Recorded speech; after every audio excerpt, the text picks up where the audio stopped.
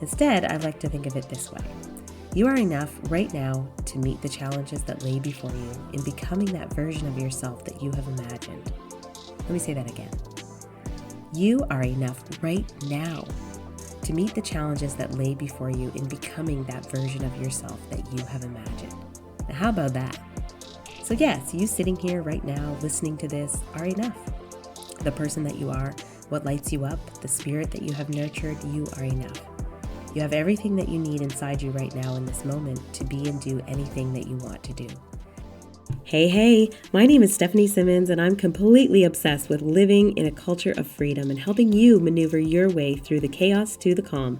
As a small city mom of 6, I took my life into my own hands, quit my job, and went all in on my side hustle, creating the freedom to not only make my own schedule, but to make time for the people and things that matter most in life. Working from home, I now have an online business teaching others how to realize their passions, map out their goals in business and in life, and make those goals their new reality. I'm just over here telling it exactly like it is as we dive in on topics like burnout, balancing it all, finding joy, and dreaming up those crazy cool next chapters of your life. Business, mindset, breaking barriers, and showing up for yourself and the people you care about are all things we talk about here. Ready to become the curator of your best life? Lean in, take a listen, and let me challenge you and cheer you on to creating a life you absolutely love. This is the Freedom Culture Podcast. Welcome back to another episode of the Freedom Culture Podcast. I'm so excited today to be talking to you about the ultimate question. Are you enough? Let's dive in on this a little bit as we keep hearing this in society and culture out there in the world. What is this? Are you enough? Should you be more? Let's just dive in on this. So recently I gave a talk to a women's event and I gave a little bit of a speech. I think I had about 9 minutes to talk, and I want to read this to you. But then also after, I want to talk about how my perspective on everything that I just said to this group of women completely changed when I read a new book. So I'm going to read to you what I said to them in the crowd. It's kind of what I said to them. This is what I had outlined and prepared to say. It didn't go exactly this way because I wasn't reading it word for word, but this is word for word. I want to share with you what I had wrote to share with this women's event. So here we go. You are enough. You are enough. Are you though? Right now, I think, of course, I'm a little too much, actually. You are enough. When I hear this expression, you are enough, it feels so incomplete.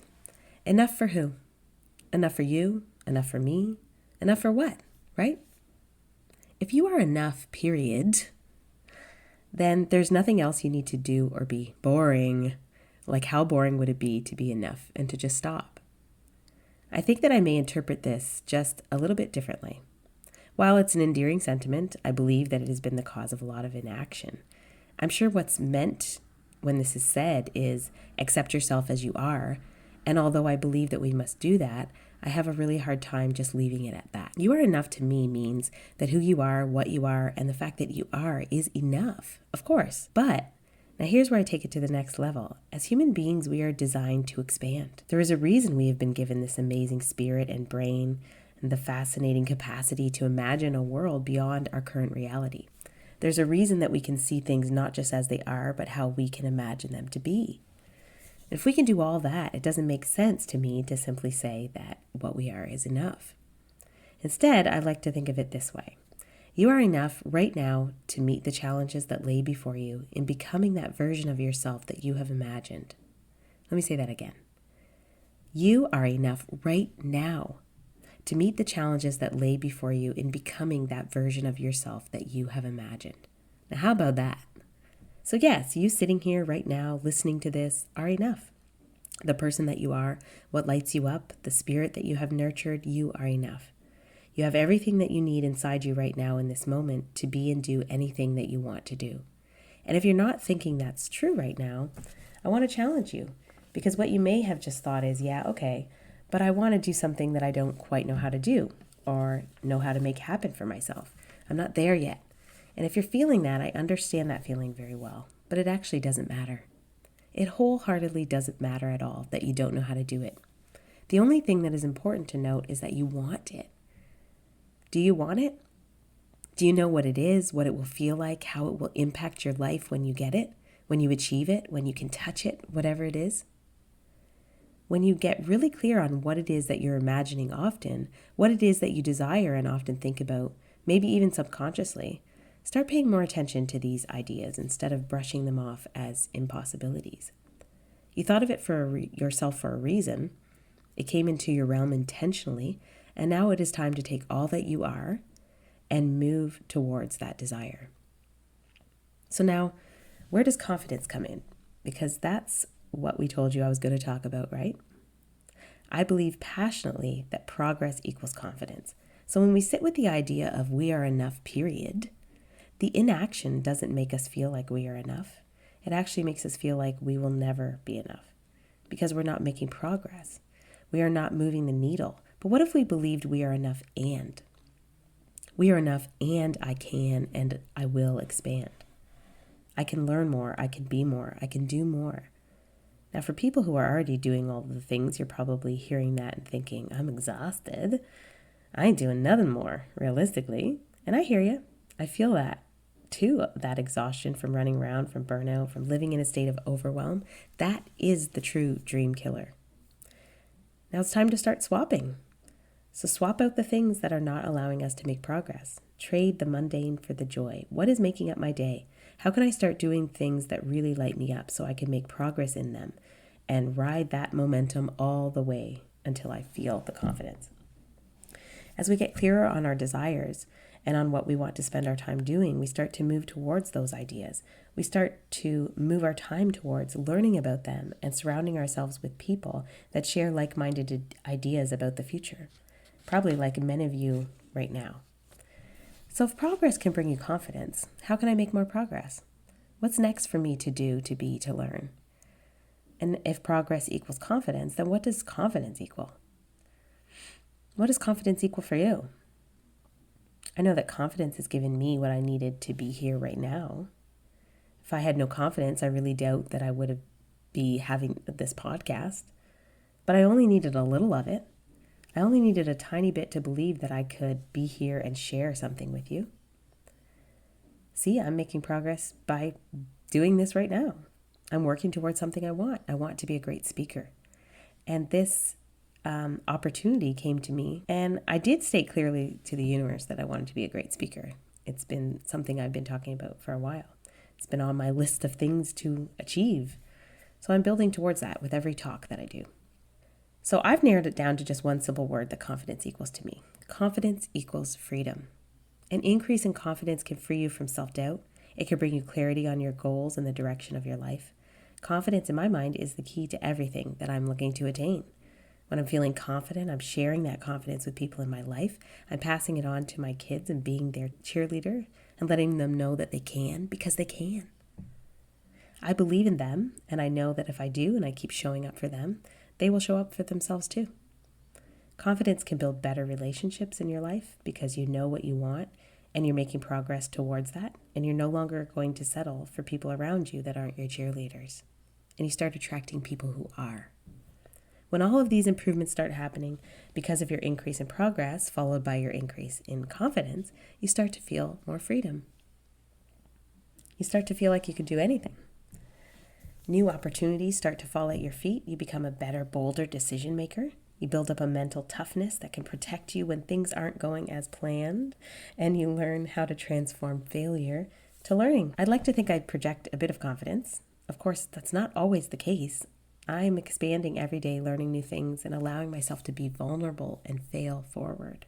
I don't expect to fail, but I know that if I should, it's definitely because there's something I need to learn in order to move on to succeed. Being confident isn't just to be perceived by others. It's self-serving, intentionally. Confidence is there to serve you if you let it. Think about what ultimate confidence can do for you in your life. It could lead you to start something new, to leave something old that no longer brings you joy. It could inspire new desires and more fulfillment. Confidence also leads you to accepting responsibility for yourself and your actions, or lack of action. There is peace in focusing on the things that you can control and detaching from the things you can't. So what can confidence do for you? If you are still in the same place, doing the same things this time next year, are you going to be happy? If you look 5 years down the road and not much has changed, are you finding fulfillment? Let's look backwards for a minute. 5 years ago, I'm sure you were in a bit of a different place than you might be right now. What can you continue doing that is helping you make progress of some kind? It doesn't really take much. Small changes, tiny habits, stack those up and they can make a huge impact over time. You are enough and can make progress a little each day to move you towards finding your ultimate confidence and freedom. I've always loved the saying, you're only one decision away from a totally different life. It's true. So what decision are you going to make today that will impact your tomorrow? And that was my talk. So that was the speech, I guess, if you will, that I gave to a group of women at a women's event. And the title of it was called Freedom Through Confidence, I think. So then what happened, I read a book called Happy Sexy Millionaire by Steven Bartlett. And then I went, oh my goodness. I just spoke to an entire group of women of how they could be more, do more, want more. And I kept using this word, and then I read this book. So I love Steven Bartlett. I love everything he says, really. I think he's amazing. I've learned a lot from him. So Happy Sexy Millionaire is a book that came out in 2021. I actually read his second book first. So I read Diary of a CEO, which I'm not sure which year it came out, probably 2023. So I was reading that and I thought, I really should read his first book since I loved Diary of a CEO so much. So then I just picked up Happy Sexy Millionaire, and it's very interesting. I love how the title doesn't actually mean anything that you see in the title, but I will let you realize that during the book. But during the book, it made me question my entire speech that I gave. So I wanted to read that to you because I wanted to share with you how fast things can actually change when you're really actively trying to grow your mind, when you're trying to learn new things and you're willing to just say, oh my gosh, what I just said to that whole group of women, I kind of wish I could go back and change it all. Even though I thought it was the shit during the time. I thought it was awesome. and it has its parts. It's still great. But there's a part of me that wants to now share something new. So in his book, he talks about this very concept, are you enough? And it comes to the realization, and I did say this in my speech, that you are enough just as you are. But then I used the word but, and I said, but what if you are enough and you have the ability to expand, right? So there is no are you enough and. And it took me reading this book and just seeing this different perspective to understand what this means. It means you are enough, of course, you are. Everything that you are is unique, and you will always be enough. There are celebrities and people who are addicted to drugs and trying to fulfill this hole because they don't think they're enough. People we admire and see on TV every day who don't think they're enough. And people who are in the depths of despair, taking drugs and doing things like that because they also don't feel like they're enough. So you can see the spectrum of people that you think are just fine, who have everything, still don't feel like they are enough. And that is the issue with our society and with this whole feeling of we can be more. And it is a bit of comparison, right? And we know that comparison is the thief of joy. I do believe that entirely. But he points out some really, really good points in this book. And that is one of them, that even celebrities and people who are in despair, it doesn't matter what you're doing. There is the ability to still feel as though you're not enough. But, it's all a lie. He says, you are enough and you always were. And he's right. Another quote is, you'll never be defined, valued, or measured by your car, your bank balance, job title, followers, or accomplishments. And that's one thing I think that sometimes we get caught up in is if we haven't accomplished these things that we can list on a resume or in our bio or whatever, that we aren't enough to then do what it is that we want to do or what it is we're seeking to do because we don't feel like we are accomplished enough. And that's just not true, right? So I think this book goes on a bit, and it's woven throughout the book. And it really does end on the note that you entirely are enough. And real ambition is not based on or inspired by the desire to be more than you are. That isn't real ambition, he says. And this part kind of got me. I'm like, okay, so what is real ambition then? because I actually thought it was the desire to expand yourself, to be more, to do more. Just like I said in my speech, right? I really believe that. So what is it then?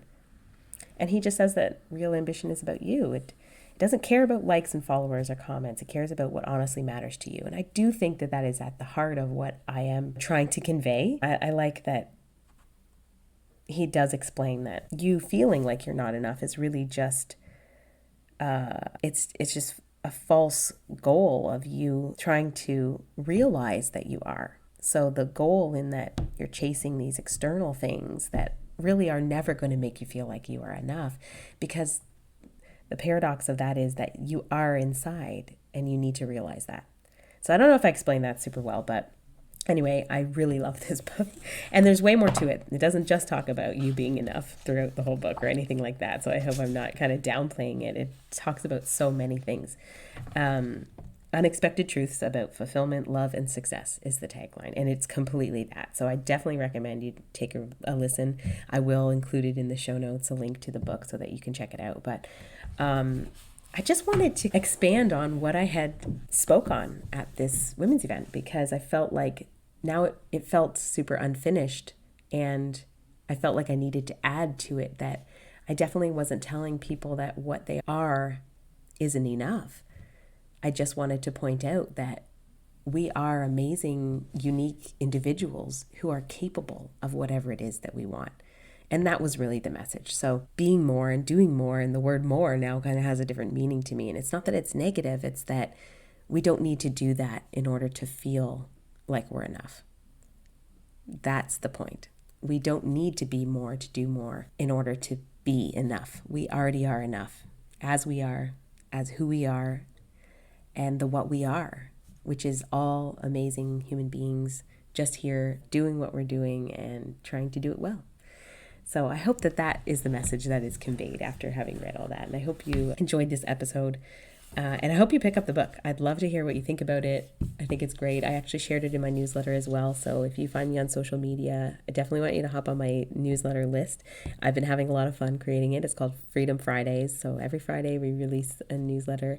And I do share some personal things in there, but also I highlight, spotlight other people, and it's a really cool newsletter. So if you're on Instagram and you find me there, just DM me the word Friday and it will come straight to you. Otherwise, I will catch you on the flip side and see you in the next episode.